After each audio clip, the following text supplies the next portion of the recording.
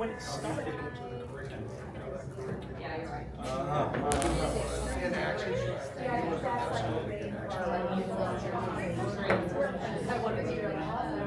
But then, well, I'm gonna tell you.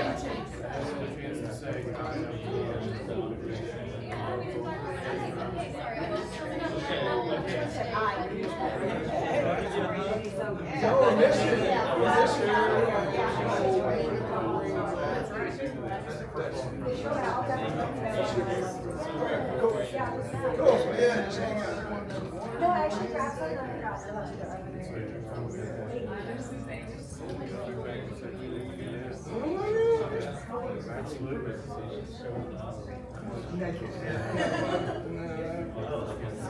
Oh, okay.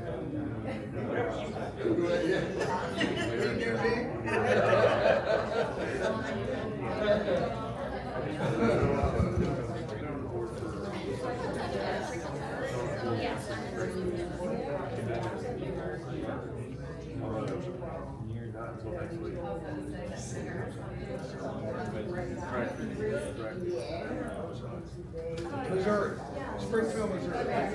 Just asked me where.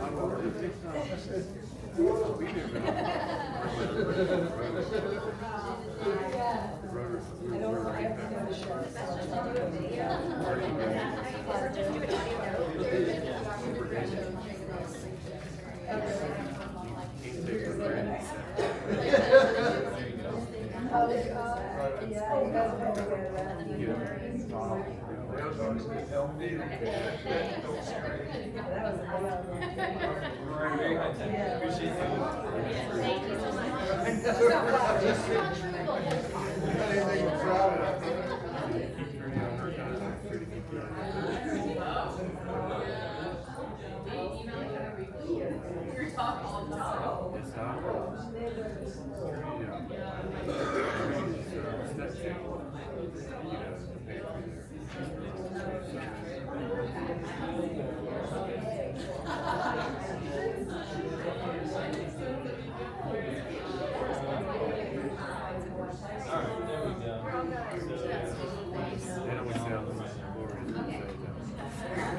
I'm sure it was miserable. Hey, thanks. Yeah.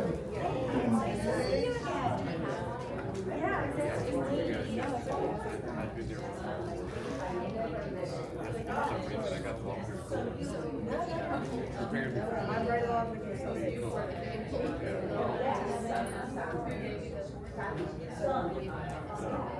Yeah, So if I say a big guy with beard,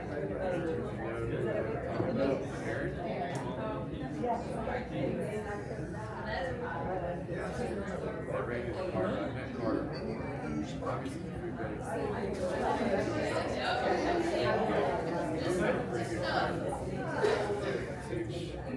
Yeah, I don't think it's more than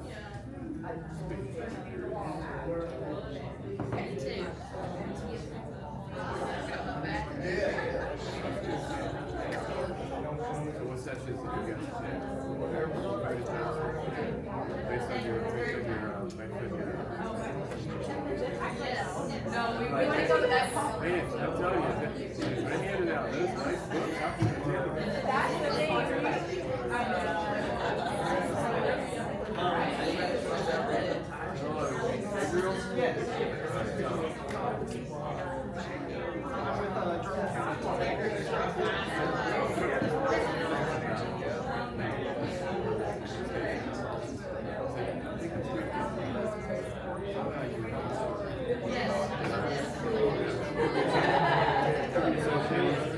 Everybody started being blurry.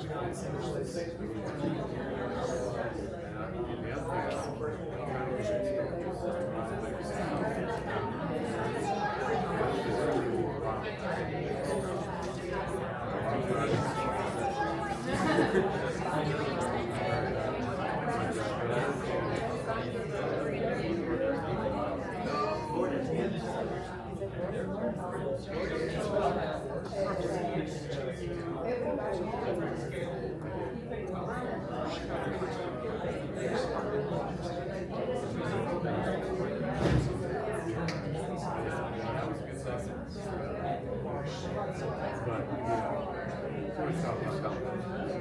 I'm really excited about it. And people that do come up here really like it. And I'm really excited about it.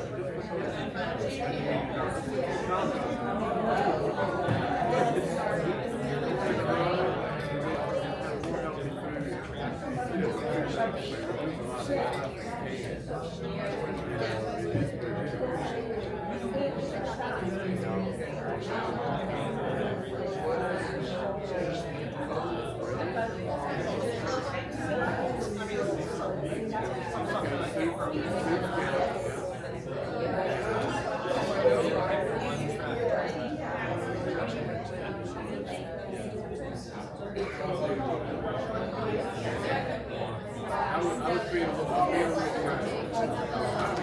about early food because we move a lot of cans. Then I say, Hello, good afternoon. Thank you all so much for being here. This is the last session block of the day. So we've had a lot of information, a lot of names, a lot of things swirling around. Thank you for hanging in there and joining us. So my name is Poindexter. I am the director of Full Circle Gardens at Ozarks Food Harvest. I am the moderator for this session. And in this session, this is rooted in resilience, supporting neighbors and growing their own solutions to end hunger. We're going to hear from 2 different food banks on their programs that are working to support neighbors. And these neighbors are working on solutions to hunger in their community. So our focus in this session is really going to be on our neighbors. Our neighbors have a lot of information, they have the knowledge, they have a lot of things already.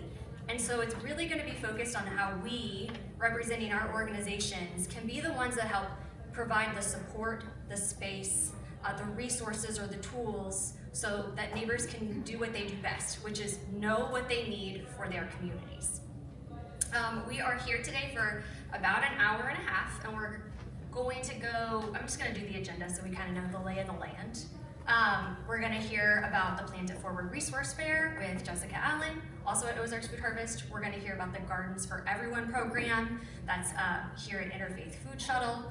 We're going to hear from a neighbor who has participated in the Gardens for Everyone program, so that's a wonderful addition. Thank you for being here, Daniel. Thank you for having me. And then we're going to have opportunities for questions. Questions that you can give this panel, and then also questions for you all. Something that we say on our garden team often is like, we all have really good minds, our brains work really well. But together, when we pool our minds together, we make one really incredible brain that can solve almost every problem. So we're going to be pulling together some ideas and hopefully coming up with some solutions and ways you can support your neighbors. So enough from me. I'm going to invite Jessica Allen up here to get us started.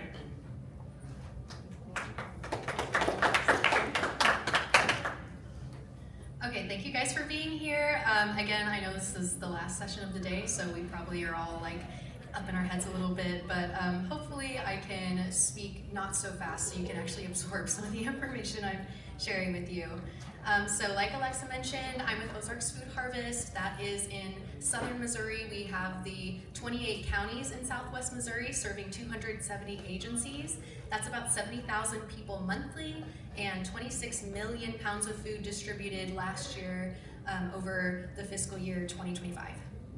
And specifically, I work in the Full Circle Gardens department at the food bank. We operate a food bank farm that grows anywhere from 13 to 17,000 pounds of food every year on our cultivated space of about a quarter acre. And then our Glean team works with our local farmers and farmers markets to bring in excess produce that would otherwise go to waste. That's another about 65,000 pounds of food every year that we're handling. And then my realm specifically is garden outreach. So I'm working with groups in the Springfield metro area as well as in our rural communities outside of that metro area and throughout our 28 counties to do gardening education, do workshops, do garden technical assistance and planning with them. So if one of our pantries or senior centers, if they want to start their own garden project, I'm going and coaching them through some of the different aspects of that and helping them through some different things and giving them the tools and resources to make it happen as well. So today we have lots of programs that we do through Full Circle Gardens, but today we're going to focus on our plant distribution. We call it Plant It Forward. And we're going to talk a little bit about how that program comes together, all the different components of it, and why it's so important for our neighbors. So we start with the seeds. We have a super awesome connection with Baker Creek Heirloom Seed Company. How many of you are familiar with Baker Creek? Yes, they are the world's largest family-owned heirloom seed company. So they are globally recognized. They have global contractors all over the world that grow the seeds for them, send it back to Mansfield, Missouri, which is in our service area.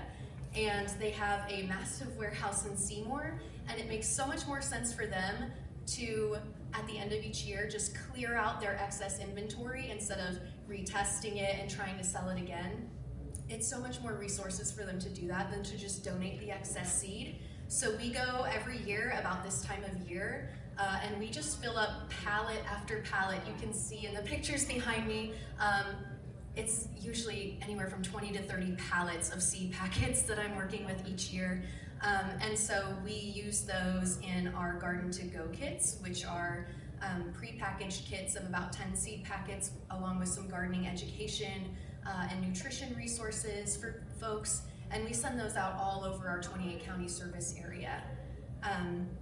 We also have lots of other connections. Baker Creek is the bulk of the seed that we're dealing with, but we also have connections with other local companies like Buffalo Seed Company out of Kansas City. They have land-raised seeds specific to their bioregion.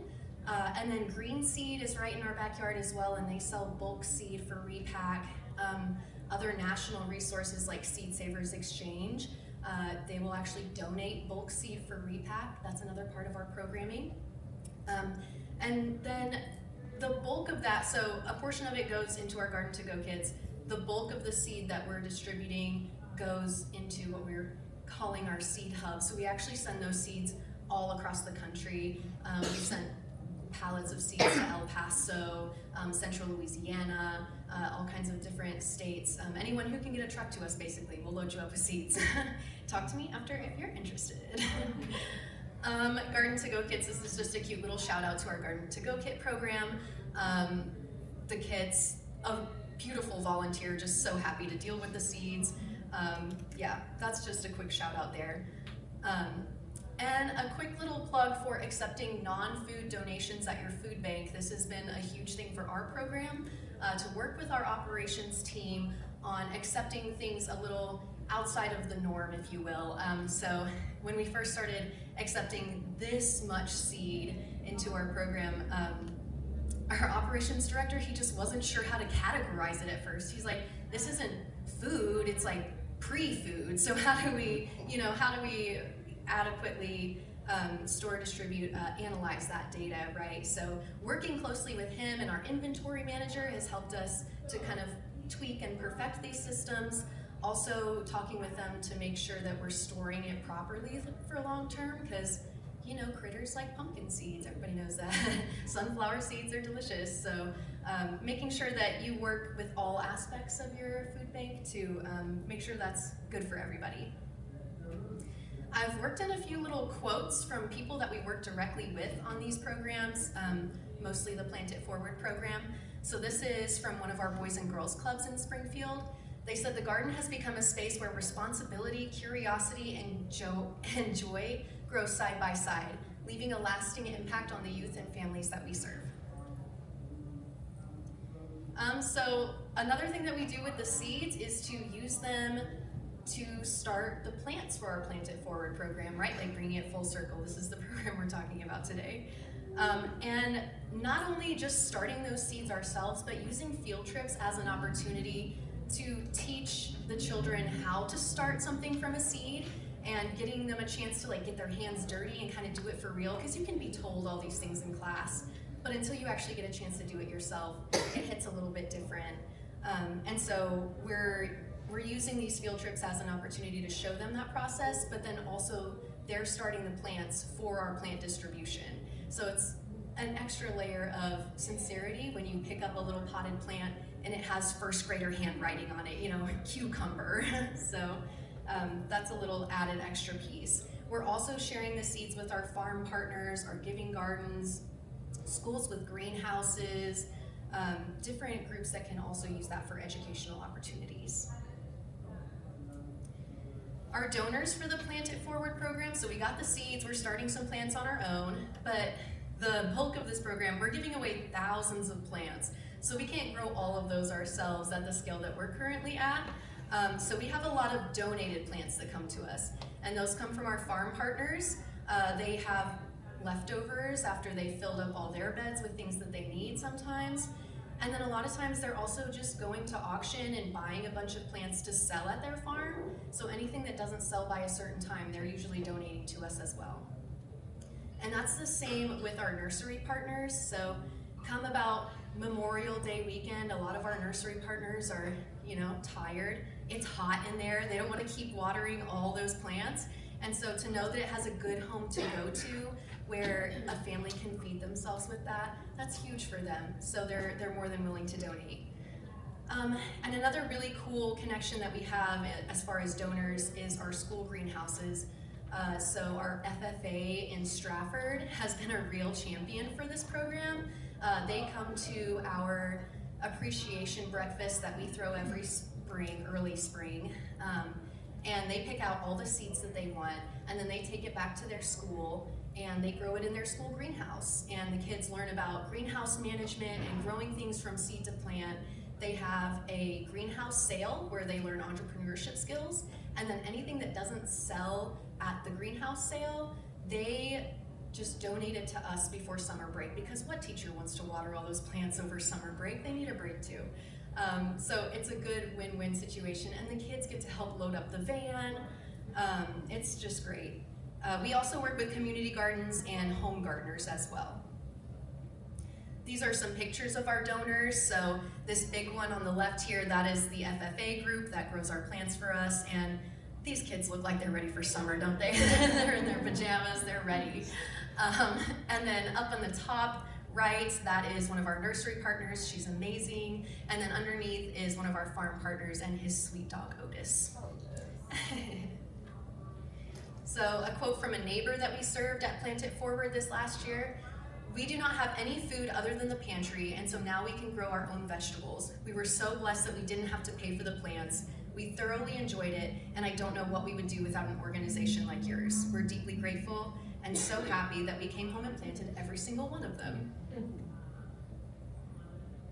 So another thing that makes this event awesome, so we have the plants and we have the space because we work with a partner pantry that is so gracious for us to use their space. And so now what else is gonna make this awesome? We could just give away plants, right? But that's not the kind of person I am. So we try to use every opportunity that we can to provide all of the community resources that we can to our neighbors. So we turn this into a little resource fair as well. So in this photo here, you can see our MU Extension partner. She brought her smoothie bike and let all these kids jump on this bike, and it's a blender powered by the bicycle. And so they made smoothies by riding the bike, and then they got to taste the smoothies. I'm sure you guys saw that cute little boy at the beginning with the smoothie all over his face. That was some of these smoothies. So we have MU Extension doing nutrition. We had Cities Environmental Services doing compost education. We also had the Master Gardeners have a booth there this year. And so not just a booth on their own, but they were the seed table. So as people came to take seeds, they got to ask a Master Gardener their questions about how do I grow this and what do I need to do to make this successful. It's also a great opportunity for interdepartmental collaboration.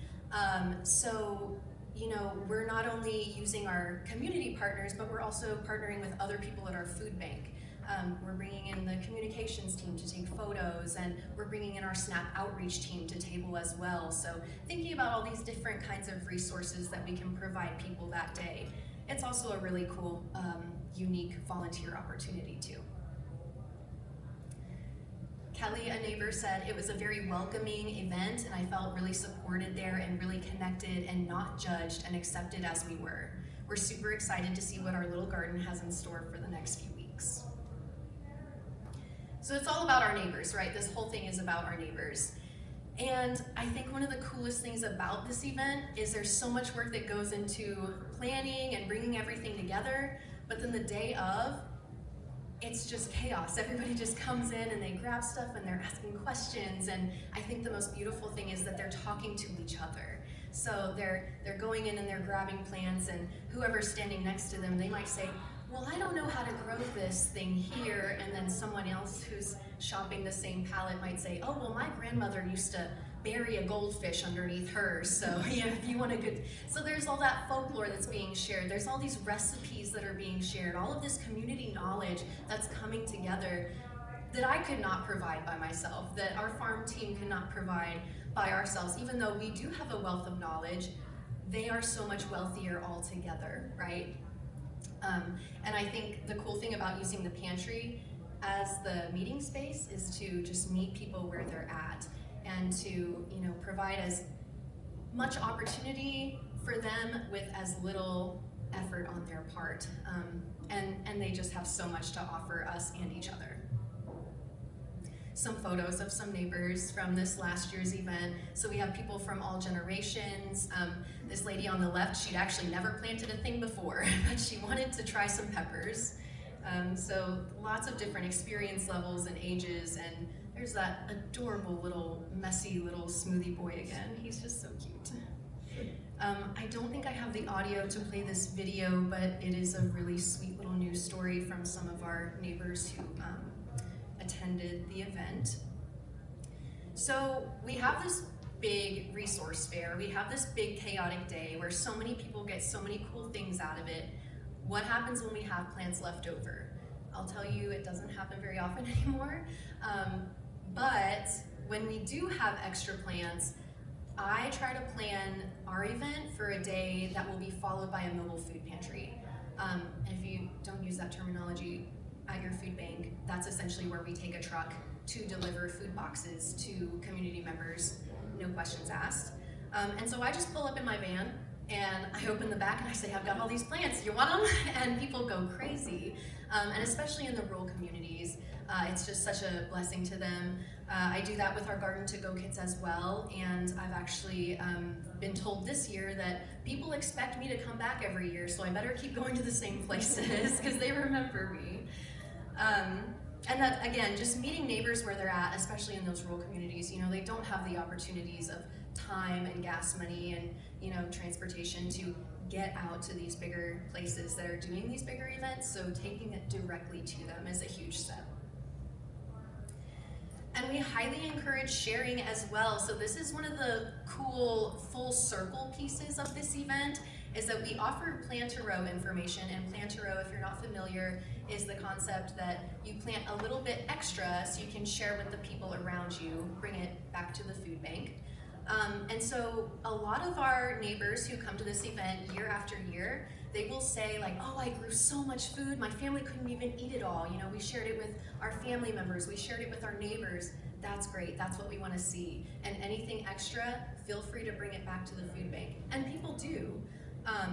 And so that is just a highly encouraging piece, just recognizing that neighbors are not only people who need something, but they have something to offer as well. And so giving them that dignity and that opportunity to engage in that giving as well. Some challenges that we've faced with this program, plant diseases, pests, the maintenance of all of those thousands of plants is a lot. And so we are fortunate enough that we can hire summer part-time help, and that becomes a lot of their job at that time of year, is to maintain all of those starts and make sure that they're not covered in aphids, or that they're not being scorched by the sun, that they're getting plenty of water. So those things can be challenges. Coordinating pickups during a busy, the beginning of the busy season. If you're farmers, you know that late May is an incredibly hectic time. We're getting everything in the ground, right? And then accessing neighbor feedback from those who have not attended the event. I know that the people who are coming, it's